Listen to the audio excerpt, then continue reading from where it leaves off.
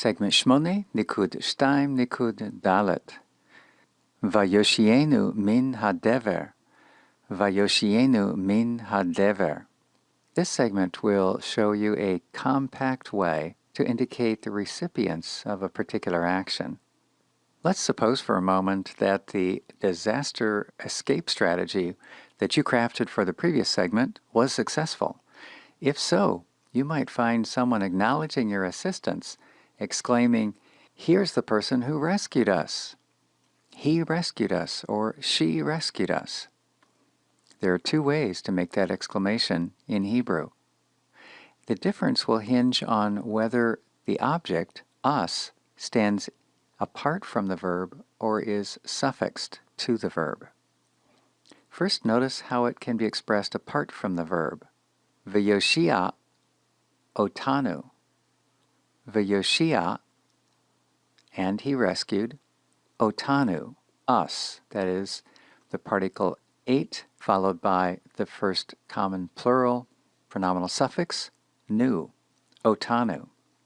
The other way to express that same sentiment is presented in the title, Vayoshienu. Notice that the nu is suffixed directly to the verb, with a little adjustment in vocalization. There is no difference in meaning between these two expressions. You'll be interested to know that Hebrew can attach these pronominal suffixes directly to the verb in a verb of any binyan. It can happen with either katal or yiktol conjugations, and we'll display that shortly. Let's take a look first at how the katal conjugation can receive these pronominal suffixes. It will be important at this point to keep in mind that these are object suffixes. This is distinct from the kind of endings which a verb may present to designate the subject of the verb. These are object suffixes, the person to whom or for whom a particular action is being done, not the person doing the action. The collection that you see before you revolves primarily around the base verb shamar, specifically he guarded, third masculine singular. At one point we will need to use the verb ra'ah to illustrate how a third yod-he behaves. In every instance that you see, the subject is he. What's changing is the object, that is, who or what is being guarded. Thus, in the first example, shamarani, this means he guarded me. Notice that the suffix alone would consist of ani, patach, nun, hirik yod. We'll stay with the base verbal form, he guarded, and now we'll add to it instead the suffix you, masculine singular. This is pronounced shemarecha, shemarecha. To say he guarded you, feminine singular, shemarech, shemarech.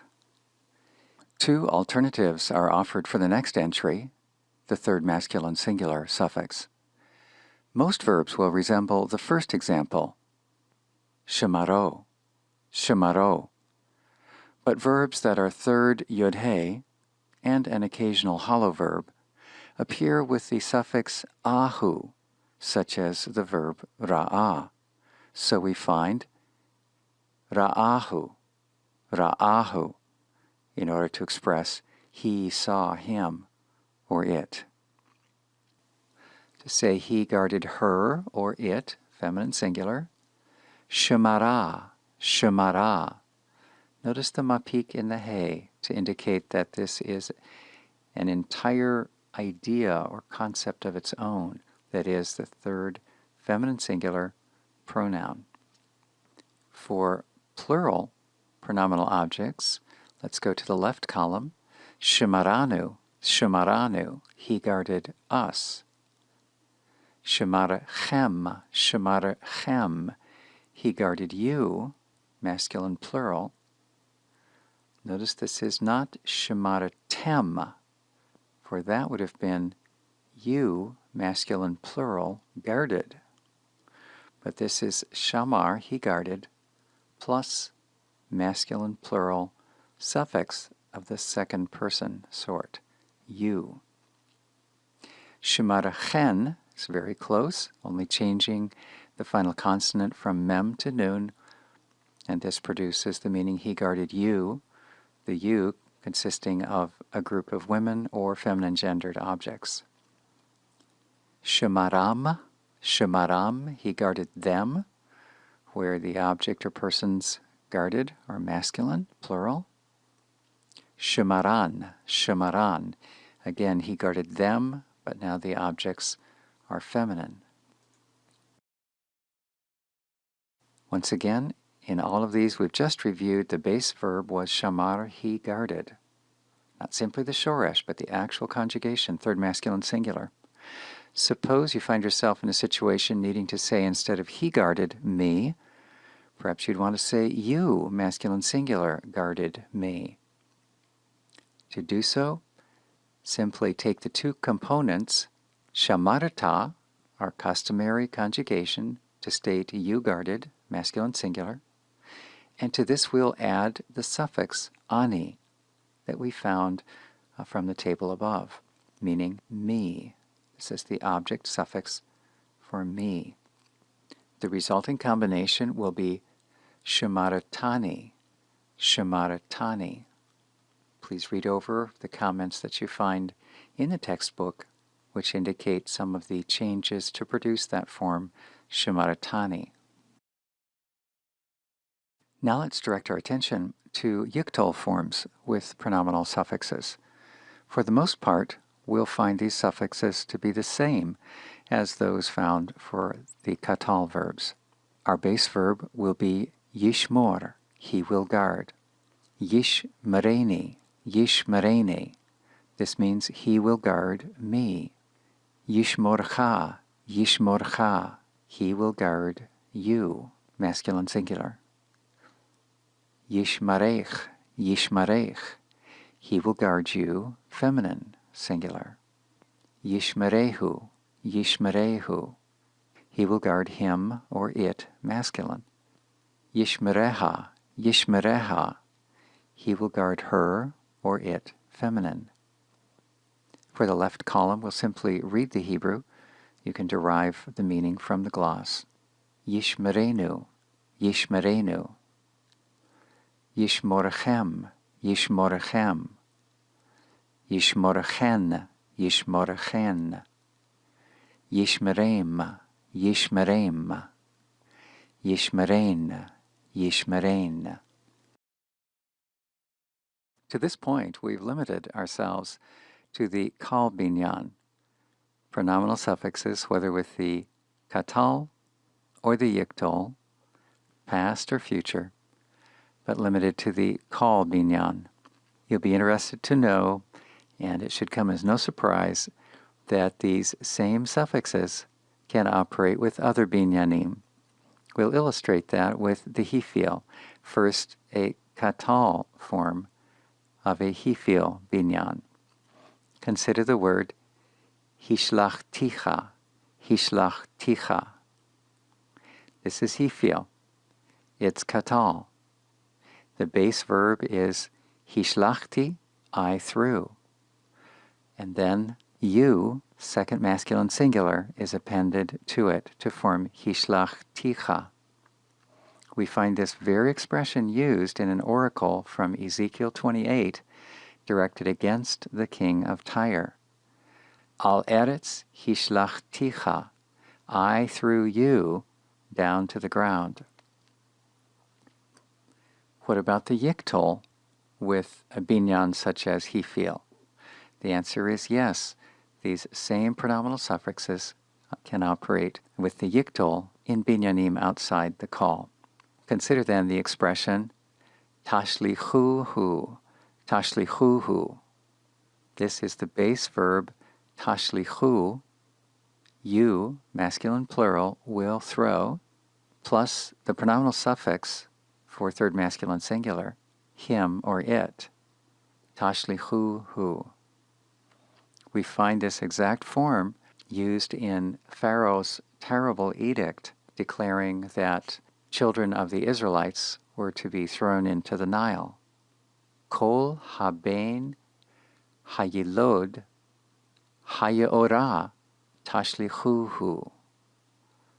Kol haben, every son, hayilod, that is born, hayeorah, into the Nile. Notice the hey locative, or the directional hey, suffixed to the word yeor, Nile, and then the verbal expression, tashlichuhu, you shall throw him. The verse from Exodus 1 that we just read gives us a good opportunity to introduce another element of Hebrew syntax. It has to do with the use of pronouns in a way that in English will be superfluous. These are called resumptive pronouns. In the verse just read, the object was introduced at the first, kol haben hayilod, every son that is born. When eventually the verb is introduced at the end, tashlichuhu, we find that a pronominal suffix has been added to the verb so that it literally means, you shall throw him. The pronoun him refers back to kol haben hayilod, every son that is born. The pronoun suffixed to the verb, tashlichuhu, is called resumptive because it resumes the noun or noun clause introduced earlier. Often you will find this resumptive pronoun occurring after a relative pronoun, asher, and a verb. Asher, verb, and then a resumptive pronoun afterward. That's not the case, however, in this Exodus 1 example. When we move this idea into a language like English, we find that this resumptive pronoun typically will be superfluous. Consequently, we will not translate it. For this particular verse, smoother English versions might read either, every son that is born you shall throw into the Nile. Notice we're not saying you shall throw him into the Nile. We don't need that in English. Or another version, you shall throw every son that is born into the Nile. Do you notice that when we drop the pronoun, it requires us to resequence some of the phrases? And as we do so in English, we lose some of the beauty and some of the emphasis that's native to the Hebrew expression. In this case, for example, the first rendition weakens the original emphasis placed on into the Nile because we've reworked that second phrase by reading, you shall throw into the Nile, instead of into the Nile, you shall throw him. The Hebrew places emphasis on the destination that is into the Nile by fronting it in that second clause. We lose that emphasis in English. Similarly, the second rendition that was offered, you shall throw every son that is born into the Nile, this one even loses the emphasis on every son that is born because it pulls that away from the front of the sentence. Instead of reading, every son that is born you shall throw, it's now fronting the verb, you shall throw, followed by the object, every son that is born. Consequently, we'll want to remain aware of what meaning is lost when we move to smoother English translation. Depending on the context for the use of our translations, we may have opportunity to feed that meaning back in through footnotes or side explanations as needed.